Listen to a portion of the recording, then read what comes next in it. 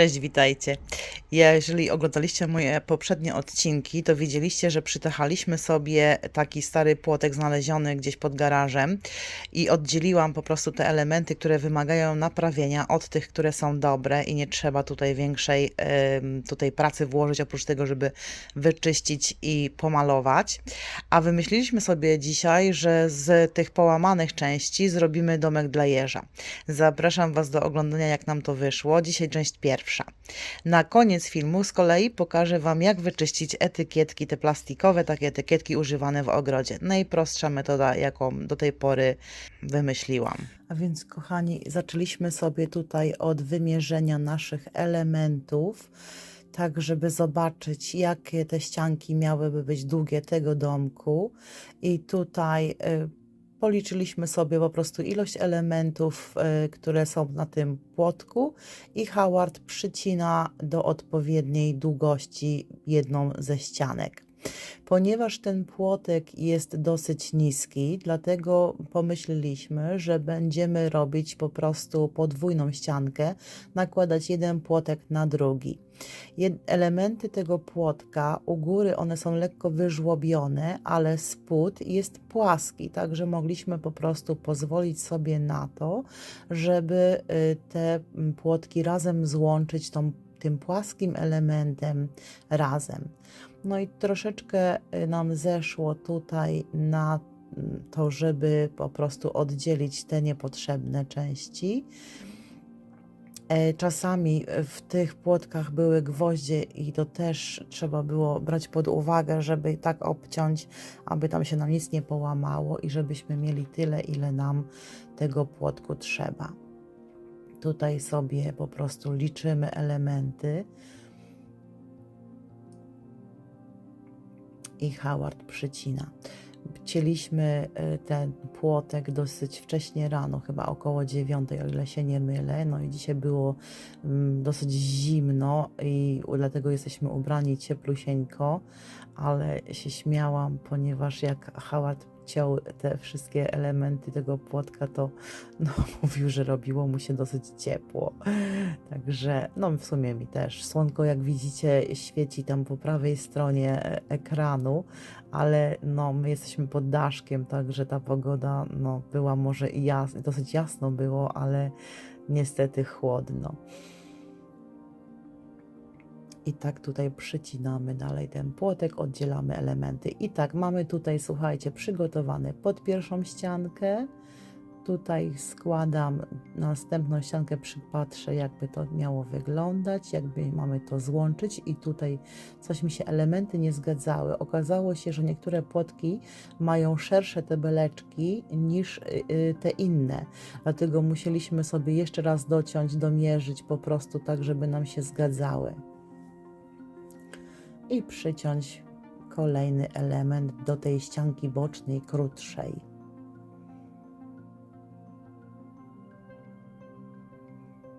I tak oto mamy wszystkie elementy przygotowane.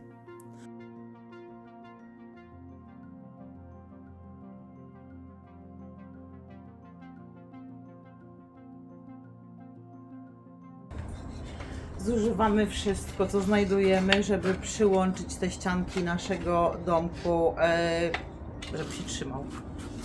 No i teraz staramy się przyłączyć te elementy razem ze sobą, tak żebyśmy mieli po prostu ścianki. Wykorzystujemy każdy element, tak jak powiedziałam, do tego, żeby je razem ze sobą połączyć. Howard tutaj przykręca także w poprzek, żeby ta ścianka się trzymała. I kolejne elementy zostają przykręcone.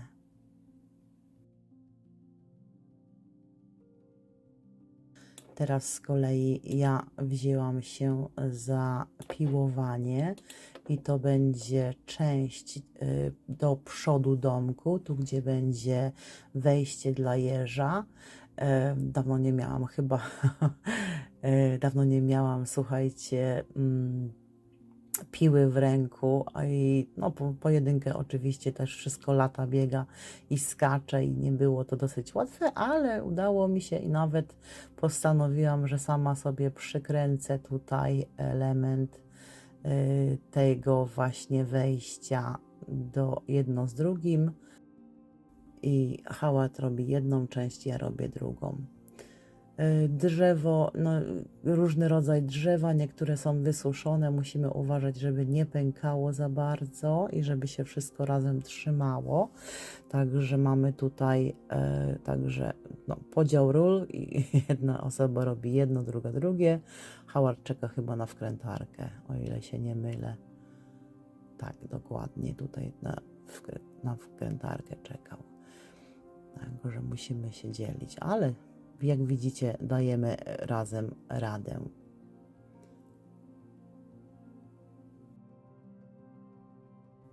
No i mamy wejście. Tutaj elementy poskładane. Zobaczmy, jak to wygląda wszystko razem. Czy to będzie się nam tutaj ładnie zgadzało. No powinno, według rozmiarów tego wszystkiego powinno się to trzymać, ale zobaczmy.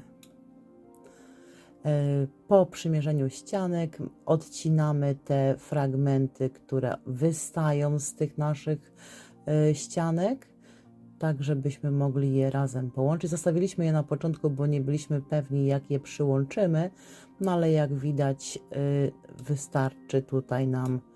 Mieliśmy inną koncepcję, żeby to przyłączyć razem ze sobą i tutaj następuje już kolejne łączenie tych elementów. I tutaj mamy znaleźliśmy metalowych narożników i przykręcamy ścianki. Tutaj jest kolejna ścianka przykręcana. Także mamy pierwszy element ze sobą połączony. Używamy po prostu to, co znajdziemy, nic nie kupując nowego. I zobaczymy, jak nam to wyjdzie.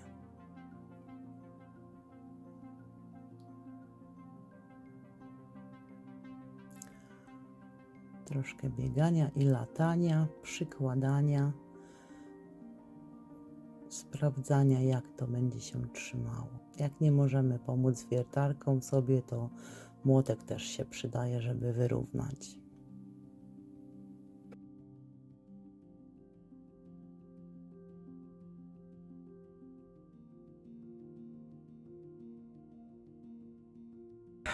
To tak na razie wygląda, musimy kończyć, bo nie mamy więcej czasu. Podłoga przyjdzie i daszek z ociepleniem.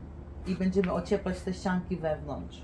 Pokażę Wam z bliska, co żeśmy tu wymyślili. Czyli tak, zużyliśmy po prostu płotek.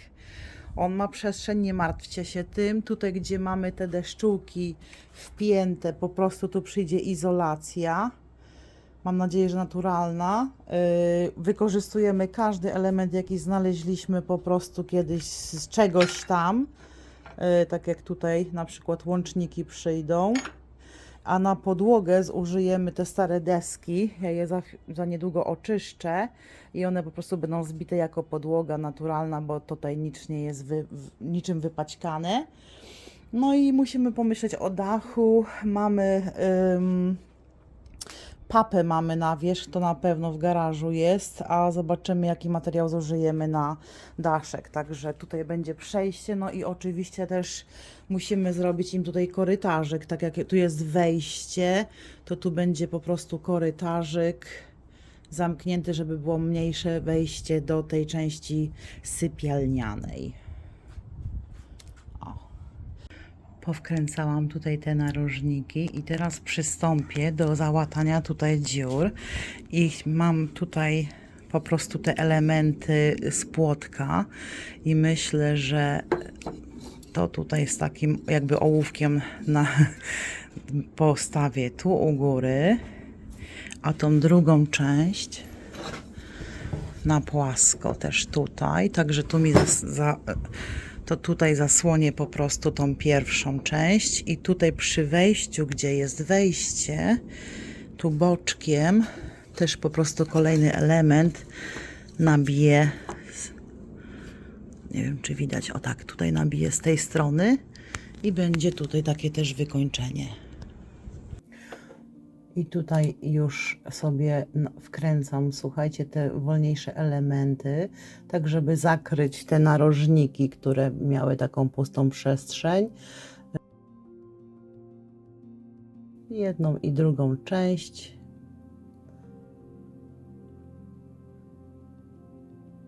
Jedna strona jest zrobiona i tu, gdzie mam wejście dla jeża, to też z jednej strony mam taką przestrzeń i tutaj już musiałam dać wkręty po ukosie, żeby się trzymały. No i tyle. Tyle chyba na dzisiaj zrobione. Jest. Trzyma się.